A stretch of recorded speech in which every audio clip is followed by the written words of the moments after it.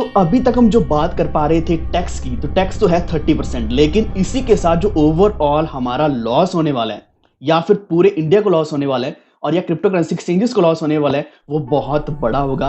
क्योंकि हमें टीडीएस भी तो देना पड़ेगा, क्योंकि हम टीडीएस के ऊपर ज्यादा फोकस नहीं कर रहे। हालांकि ये 1% देखने को लग रहा है कि 1% कुछ भी नहीं है, ओवरऑल ये बहुत बड़ा अमाउंट है जिससे अभी टैक्स शायद आए या ना आए।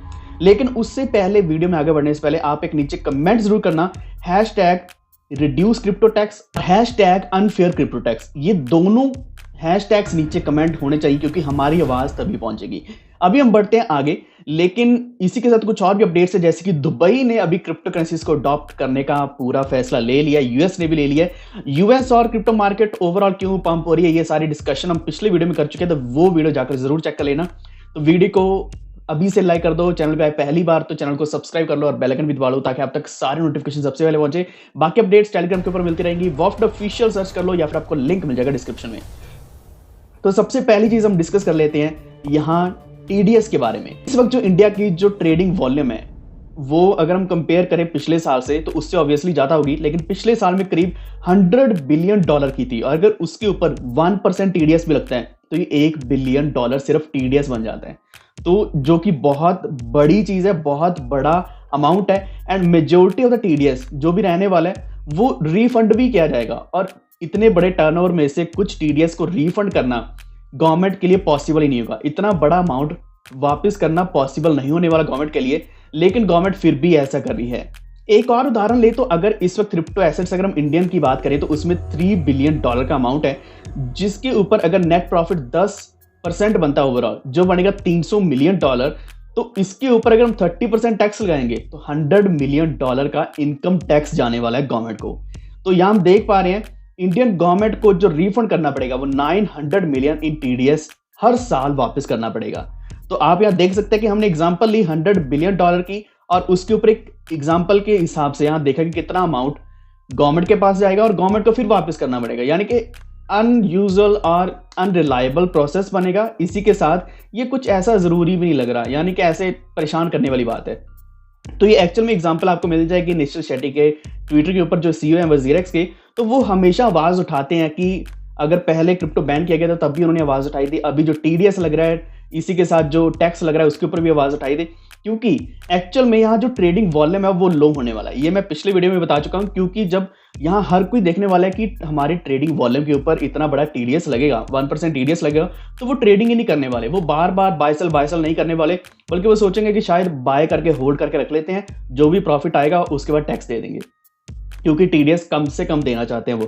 तो ट्रेडिंग वॉल्यूम कम होगी तो यहाँ प्रॉफिट भी कम होगा, कोई इतना खास प्रॉफिट नहीं निकाल पाएगा जो इंट्राडे ट्रेडर्स हैं या फिर रेगुलर बेसिस पर ट्रेड करते हैं या फिर होल्डर्स नहीं है। तो यहाँ हमने देखा कि दोनों चीजें गलत ही हैं, यानी कि वॉल्यूम कम होगा, प्रॉफिट कम होगा, तो इस वजह से जो क्रिप्टो करेंसी एक्सचेंजेस है वो भी नहीं अर्न कर पाएंगी।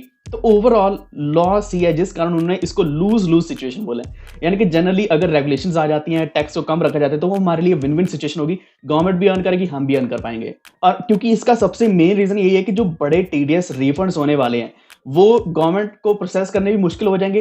इतना बड़ा जो इनकम टैक्स लॉस होगा गवर्नमेंट को, वो भी गवर्नमेंट कंसीडर नहीं कर पा रही है। तो गवर्नमेंट यहां नहीं देख पा रही कि 1% टीडीएस बहुत बड़ा होता है। अगर इसी को 0.1% रखा जाए तो ये करीब $100 मिलियन के आसपास बनेगा, जो कि शायद समहाउ थोड़ा आसान हो जाएगा।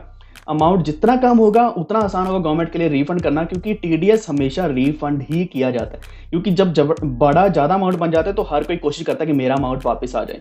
तो ये सिचुएशन चल रही है अभी मार्केट में। यही कारण है कि हम आपको हमेशा बोलते हैं कि एक हैशटैग इसको सपोर्ट करने की कोशिश करो, जो है रिड्यूस क्रिप्टो टैक्स या फिर अनफेयर क्रिप्टो टैक्स। दोनों को नीचे कमेंट करना, मैं भी कमेंट कर दूंगा ताकि आप वहां से कॉपी करके भी कमेंट कर पाओ।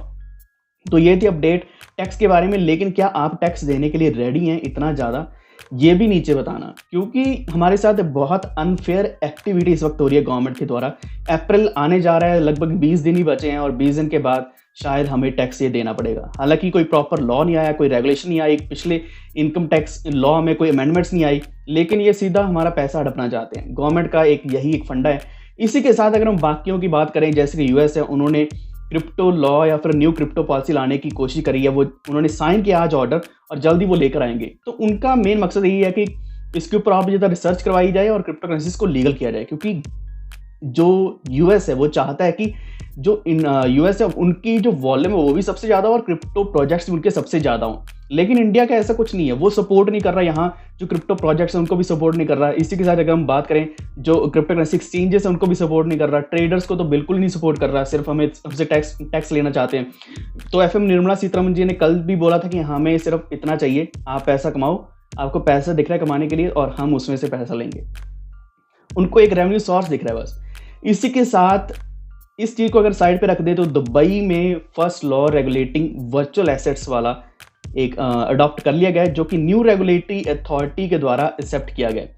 तो समहाउ ये बहुत कुछ नया लेके आने वाले हैं। एंड जब यूएई में या फिर दुबई में जो क्रिप्टो की अडॉप्शन होगी तो बहुत बड़ा अमाउंट वहाँ ट्रेड किया जाएगा, क्योंकि हम खुद जानते हैं कि वहाँ कितने अमीर लोग हैं और वो ट्रेड भी बहुत बड़ा अमाउंट करने वाले हैं। इस वक्त उनकी जो ट्रेडिंग परसेंटेज है शायद वो 5 से लेकर 10% है, लेकिन अगर कम से कम 50% भी ट्रेड करना शुरू कर देंगे तो मे बी वो भी मतलब बड़े वेल्स बनने वाले हैं, वो बीटीसी में बहुत बड़ी वॉल्यूम्स लेने वाले हैं।